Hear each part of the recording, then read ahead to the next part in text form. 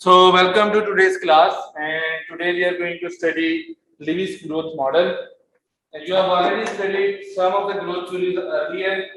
Their bases were on topics like inputs, like solo growth model, and then other inputs which require investment, saving. So we led to another version of a growth theory that focuses on structural differences of the economy.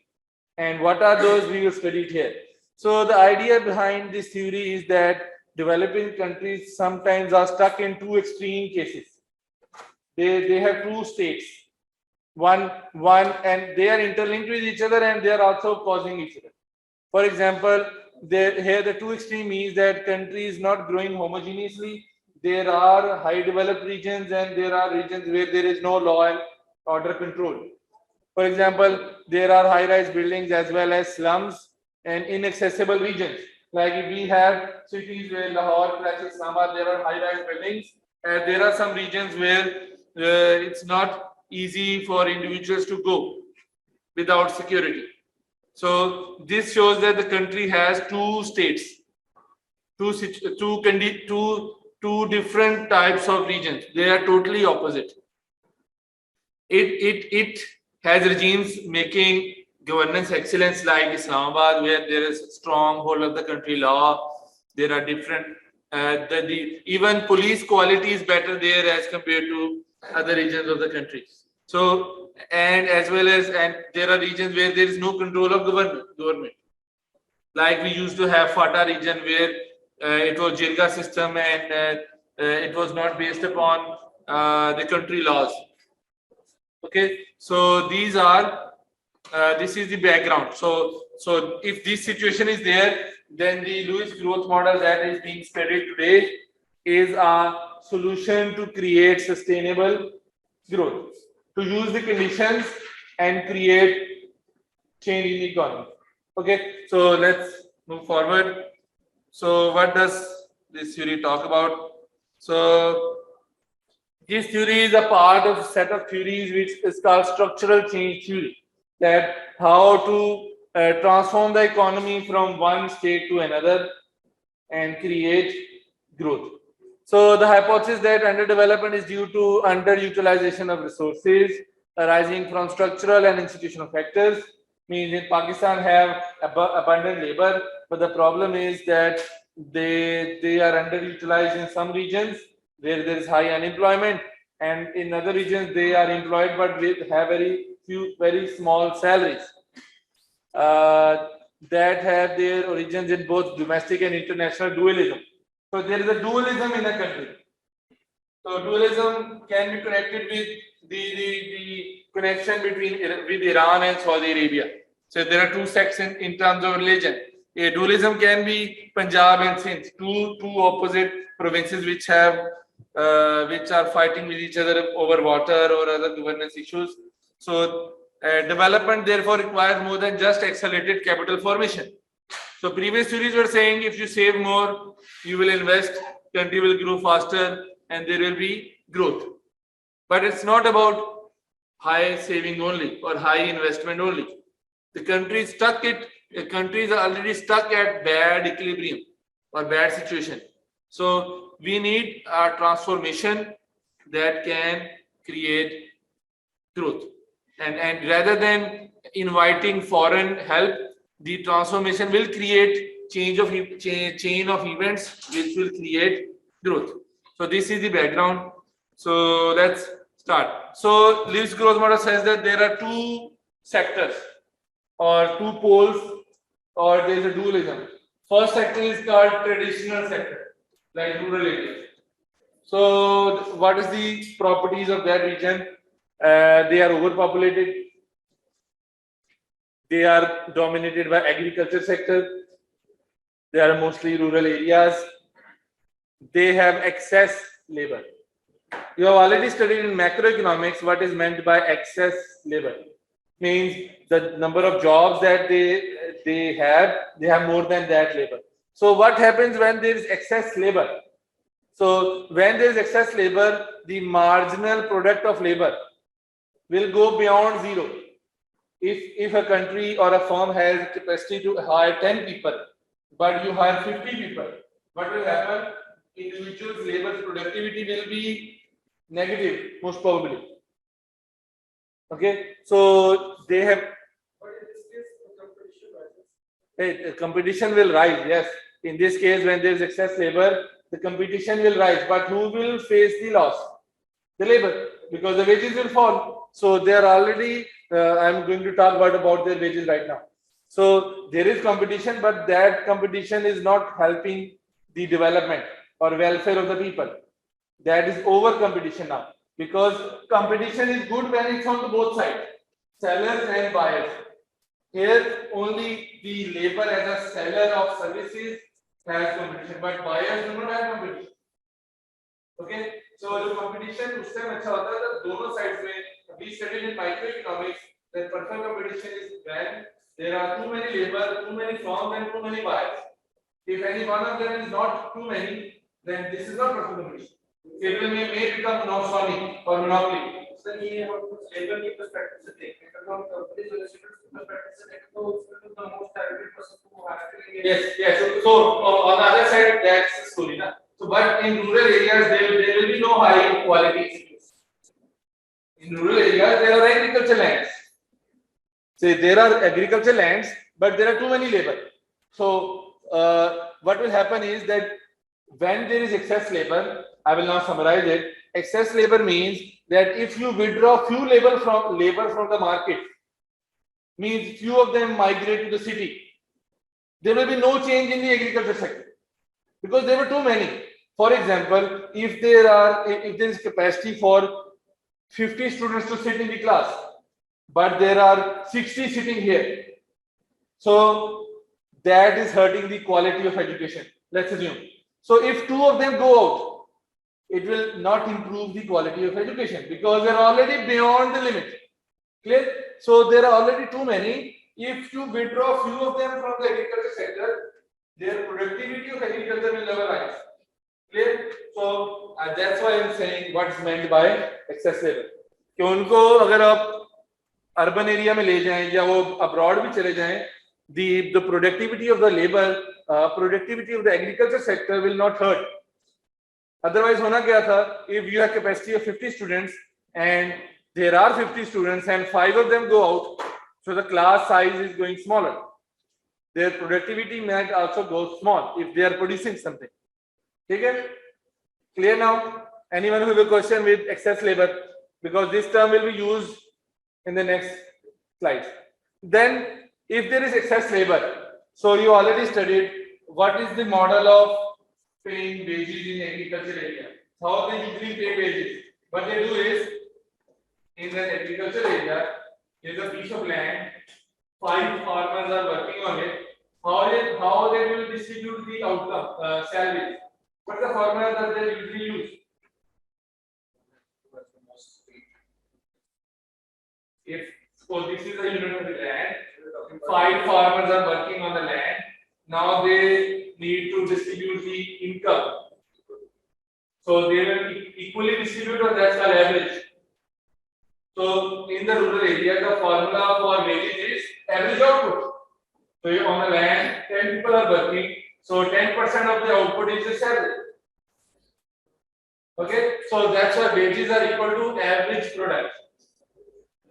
So in rural areas, they are living on subsistence wages. Means that their wages depend upon their joint productivity or their joint hard work. And it is also subsistence because if one of them is not working hard, all others will also hurt because the total product will fall, average will also fall. Okay, so technically there is incentive to hide your hard work, not to do hard work. बाकी कर लेंगे मुझे पैसे मिल जाएंगे. सही है? So there is no productivity wages, or we also call in microeconomics or macroeconomics efficiency wages. That if you work hard, you will get more salary. Because here wages are based upon average, and there are too many people working there, so your hard work might not improve the average. But you also think that if I don't work, it will not reduce the average either. मैं भी नहीं काम करूंगा तो average कौन सा गिर जाए? but everyone is thinking like this, so everything will go down. Okay, so at equilibrium they are living in subsistence wages. So now you play what is meant by subsistence wages. So these are the problems there. And then all work is equally divided output, keep it as wages. Capital and technology is fixed, rarely changed. They are very slow to adopt new technologies. Clear? So these are some characteristics of the one side of the economy. Now we go towards the other side. That's the modern sector. In modern sector, it's mostly industry based. They usually, what's meant by industry is they usually produce the secondary goods. Means they get the raw materials, mostly agricultural goods, and they produce the processed goods. That's why it's industry sector. In mostly urban area, their wages are rural wage, which was average output, plus some premium. And that premium is dependent upon their education, their qualification, their expertise. So they have higher wages than rural sector, where premium depends upon their degree of sophistication, how sophisticated product it is. Clear? And that industry is expanding. How they expand? They do reinvest the profits. The companies, but when they are expanding, their expansion is depending upon how much reinvestment they are doing. They are retaining some of the profit and reinvesting to expand the business. Okay, technology is expanding and it's enough to survive. People in the urban area are fully employed. So firms are hiring all the labor that is there. So this is the urban area. Okay, so modern sector. If you have any questions here, you can ask. Okay, so these are two extreme cases. Now we go towards how we are making them interact each other to create growth. Okay, so then we'll discuss what kind of law and order conditions we need to make it happen. Okay, so now mechanism. So I will give the story, then we'll talk in the graph. So when there is high profits in the industrial sector, it will lead to reinvestment and it will expand the industrial sector. So for higher production, these firms will demand more labor. When they're expanding, they will demand labor. They need workers. So the labor demand curve will shift rightward. Demand supply curve. As the industrial sector has excess labor, so they will move towards the city to supply the labor. Because urban area or modern sector has full employment, so the extra labor will come from the migration. Okay, so the labor from the tertiary sector will come to work as the wages are higher in the modern sector.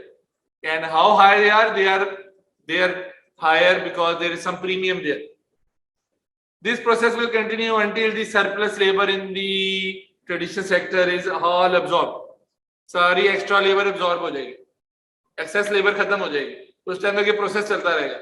क्या process है? Firm expansion, labor demand, migration, and rural extra labor is going and getting jobs. Okay, and it will continue until all extra labor is absorbed. Beyond that, they will have to pay more salary to attract them. क्योंकि rural area में अब output कम होना शुरू हो जाएगी अगर वहां पे एक्सेस लेबर खत्म हो गया. So if you want to ask them to come, you have to give them more, because now their salaries are also higher, because the average is increasing now because the dividing term is getting smaller. Clear? So hence this is called self-sustained growth. So there is no need for foreign help. There is no need for debt. There is no need for foreign services. You can just manage the process and the economy will grow itself. You will just improve the way the resources are used. Okay, so let's move forward. So now I'm going to discuss this diagram. Okay, so if you go look at the left side, the first quadrant, this is a graph of production possibilities. It's production function. You have already studied in macroeconomics. Production function. So production function says, so what I will do is I will move the mic here nearer so that I can talk here and you get the recording. So in this graph, you can see that here there is quantity of labor and total output. According to law of diminishing returns, we know that if we increase labor, assuming other inputs constant, it will tend to bend and come down later on. That's law of diminishing returns. Okay, so suppose a country is here. Modern sector is working on this point. These many laborers are employed. This is the output, and they are working on any production. Suppose they earn profit and they reinvest in the business. But then if they do reinvestment, what's happening? Other inputs are increasing. Other inputs are increasing. So it means shifting of production function. So they will go on a higher production function. So they can absorb this much extra labor.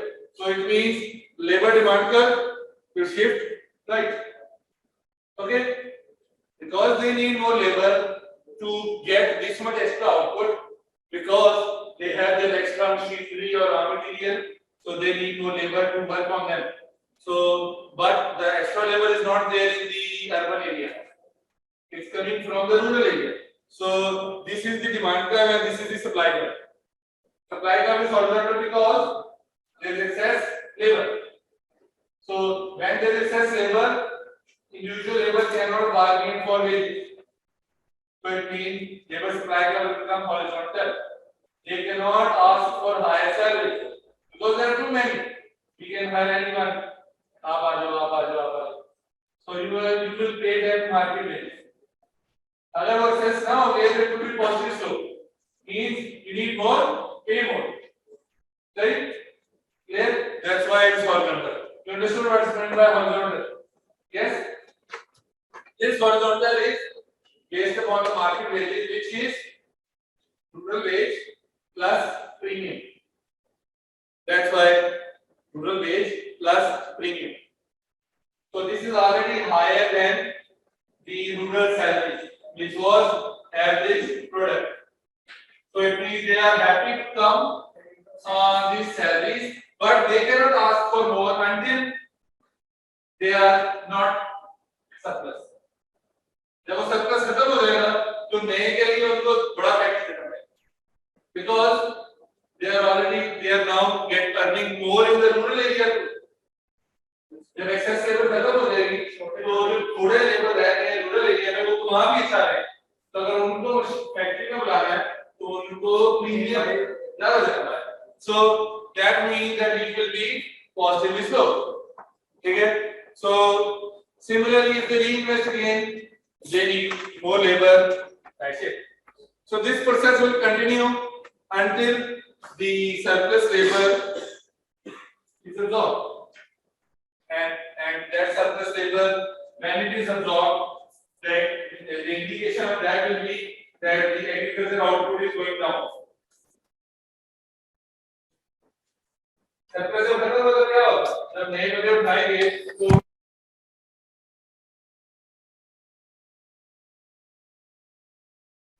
so if there are fewer workers working in a farm as compared to the normal case, so most probably the total output will be smaller. So it means that you should not absorb more, because it has further implications. It will reduce the agriculture output. It will increase the prices of agricultural output. So it will make agricultural input expensive. So the profits will fall. So they will not absorb labor beyond the point where the excess labor is finished. Okay. So in this diagram is showing that this circle will continue until the excess labor is absorbed. So same thing is shown on this side. This is the traditional sector. Okay, here it is showing that they are already at a point where it's overemployed. See here, overemployed and surplus labor. So when we are hiring there, it is going back. Labor is reducing in the rural area and going in the urban area. So eventually, the average salary of the people will increase because most of them will be in urban area earning higher salaries. So if the salaries are increasing, in the GDP formula we add all the incomes. So total income will increase, that's economic growth. Or if we see the output, total output is increasing, that's also economic growth. Okay, so this means that you can absorb the idle or underemployed resources to create more output. So this was the model of Lewis growth model. So let's summarize it. So what are the implications? So this model seems to work because in villages we can observe that the wages are not very high and there is no wage calculation mechanism that's connected to performance. So if there is a piece of land, all uncles are working and their children are also working, all cousins and uncles are working. Nobody is there as an HR to calculate the performance and divide accordingly. Okay, what they do is divide equally. So it's not based upon performance anymore. So there is no incentive for an individual to work hard. Just like in modern sector firms, if you work hard, there are performance criteria in the businesses. They note you and they give you pay rise. Okay, so but this does not happen there. That's why their average output is very small. There's definitely a gap between technology and methodology between two sectors. So definitely there will be a difference between wages because the technology is high in the product sector, so there will be high wages. So there is a difference. People migrate to city for better opportunities, which is job plus premium salary. There are too many workers in the urban areas coming from the rural area. So it's already happening in Pakistan. And the high growth seem to be feasible in this circumstance. Okay. Before we go beyond, so now we need to discuss how we can ensure that this will work. This will work if we motivate the businesses to expand, so that they expand and they hire more labor, and make sure that they hire the labor quickly, so that they do not convert. And then if there is spending, there should be incentive for the firms which are absorbing more labor. Okay. So now in the criticism, same thing will work. So the problem with this theory is that mostly when the businesses grow, they become capital intensive rather than labor intensive. They automate their businesses, which rather increasing labor tend to reduce the number of labor required. तो ये पहला मसला है कि अगर पाकिस्तान में firms grow होंगी and rather than they hire more labor, they are automated. So rather than increasing the labor required, it will reduce the labor required. So that's not here. Second, sometimes firms go abroad. That's called capital flight. And in the case of Pakistan, there is no surplus labor in the rural areas. It's because of unequal land distribution. बड़ेरों के पास बड़ी जमीन है और जो गरीब हैं जिनकी family size बड़ी है उसमें छोटी नहीं. So if you look at the land available, there is no surplus labor. But if you look at the land ownership structure, there is excess labor. Then there is no guarantee that wages in the industrial sector will rise to absorb the labor. Major reason is that industrials tend to move to the rural area. कि उधर जाके factory लगा रखे हैं, सस्ती पड़ेगी. It is good if you also move the services with them. कि वहाँ पर रोड भी बना दी, सड़कें और agriculture electricity, gas, water, it will so it will become a semi-urban area. So it's good for city like Lahore, जहाँ पे बहुत influx है labor का, and some of the labor is now stopped. वो कसूर में रुक गई है, उधर काना साहब की तरफ जॉब हो रही है, शेखुपुरा में जॉब हो रही है, so it becomes the burden on the city is reduced. Again, and the law of diminishing returns is also questionable. Why? आप लोगों ने strategic management पढ़ लिया हो? Management की courses पढ़े हैं? So in the management courses you might have studied topic about knowledge based economy, knowledge based view, or resource based view. Knowledge and travel give you background. So in a resource based view, growth of a country or growth of any business depends upon how good the resources are. But economics says that the resources have diminishing returns. On the case other side, there is knowledge based view. Knowledge based view says that the growth of the businesses depends upon the knowledge that they are using. But the knowledge do not have diminishing returns. Okay? So if the businesses are based upon knowledge based view, then the assumption of this model is wrong. They are assuming that there are diminishing returns, but in reality there is no diminishing return. Okay? So this was the topic that we need to talk about. If you have any questions, you can ask.